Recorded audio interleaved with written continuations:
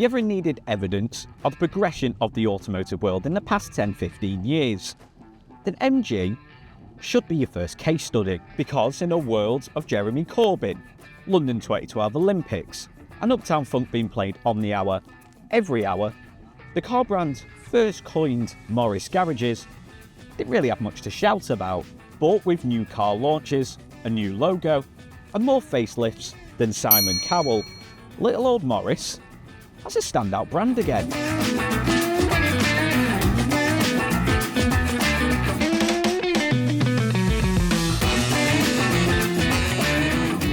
You might look at the S6 EV and think, well, that's just a big MG4. It looks pretty much identical to the S5 EV.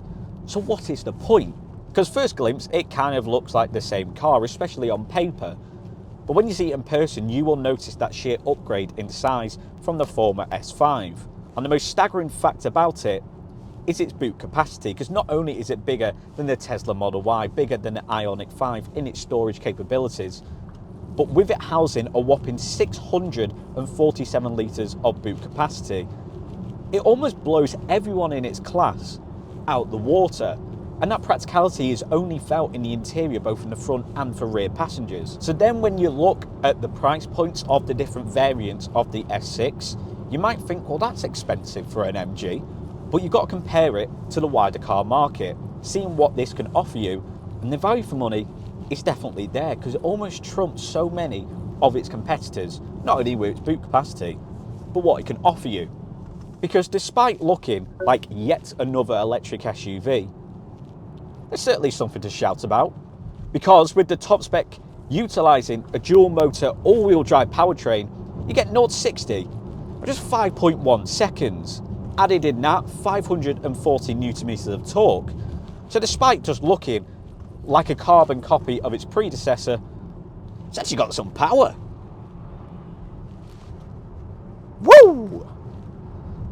School run just got more fun. Now, with speed and power isn't necessarily your thing. You want a bit more luxury, a bit more class.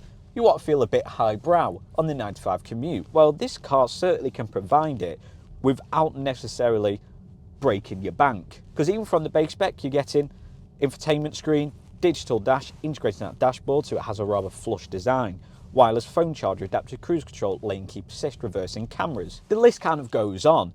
In essence, the S6 kind of follows in the footsteps and takes on the same form as many Chinese EVs, in the sense that the only real difference between them spec levels are more premium features like panoramic sunroof, interior ambient lighting, 360 parking cameras, and also how much power and mile range the car can provide you. And talking of mile range, you can travel up to 329 miles with the S6, with rapid recharge time 10 to 80%, around about half an hour. And that recharge time isn't necessarily one of the most impressive out there. It's not quick enough that you could just nip in for a wee and you'd be fine, but it's not slow enough that you'd need to have a 3-course meal or book off half a day of work. But the actual feel out on the road, it does feel like a premium SUV. It doesn't have any horrible rattles, so don't feel cheaply built. It has that real authentic and sharp driving experience. Obviously, with this being top spec, you get 360 parking cameras, and you get that technology that's seen in the S5 and also MG4, where it tells you the distance between you and object in front or back.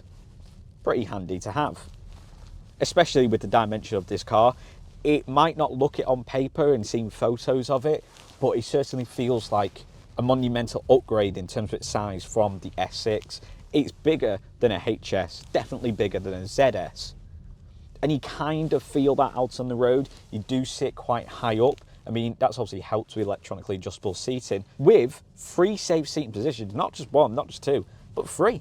MG is spoiling us. You'd be lucky in most cars for this price point to get even 1. Well, 3. Whew! Christmas come early. The look of the interior almost feels like a design in 2 halves, because I feel like they've gone a bit sort of old school MG with this carbon fibre effect, but then they tried to make it premium with all the suede on the panelling and also like metallic speakers. But the way that digital dash is integrated into the dashboard, even the carbon fibre, does feel a bit ZS. It has that presence about it. But I think the build quality is what also ramps it up into feeling like a premium SUV, because there's no scratchy plastics at all. You get chrome strips, you get a carbon fibre effect. Okay, that is definitely plastic. It's not going to be real carbon fibre for about 40 grand. But with all the different design features, it looks smart. But at the same time, it's not overworked. We're seeing too many electric SUVs that are trying to look too glamorous, which then is detrimental to the actual feel and driving experience of the car. I don't think they've done that because they've not really gone too overboard. They kind of just make it look good in the areas that it needs to. It's not like some Chinese EVs where all the thought and process has gone into the design, where the infotainment screen is kind of the only focus point and everywhere else kind of just looks too flush and too minimalist. There's actual design in here, and I like that. And you might argue that it just looks like a big MG4. It looks like the twin brother of the S5 EV. And I would sort of agree with that, because its exterior design is borderline identical. So you probably think, well, what is the point of it? It's more money than the S5. Why would I go for it? Well, despite being deemed a mid-size SUV, its dimensions and storage capabilities are almost class-leading, with it housing 674 litres of boot capacity. That's bigger than a Tesla Model Y, Ioniq 5, and so many others. Meaning it adds on to the incredible value of the S5 EV, that premium nature, by giving more practicality. And that's only reflected by the likes of what you get from the base spec. Infotainment screen coming with wireless Apple CarPlay and Android Auto. Hill start assist, adaptive cruise control, lane keep assist, reversing camera, digital dash. And I just think with this EV starting at less than £38,000 with that rather abundant feature list, with the only real difference between them three specs being the more premium features and a slightly upgraded performance. But the infotainment screen is actually rather responsive. The fact you've got Spotify built in, the navigation system is more than adequate, so you wouldn't necessarily have to use Apple CarPlay and Android Auto. You could quite easily utilise that system and not get frustrated with it. It turns adequately. Its suspension feels firm. There's no big bump hurting your tailbone. Obviously, if you go for the top spec, you're going to get a lot more snappier response. But even on the lower specs, where you don't get that dual motor system, you're going to get 0 to 60 around about 7.7 seconds.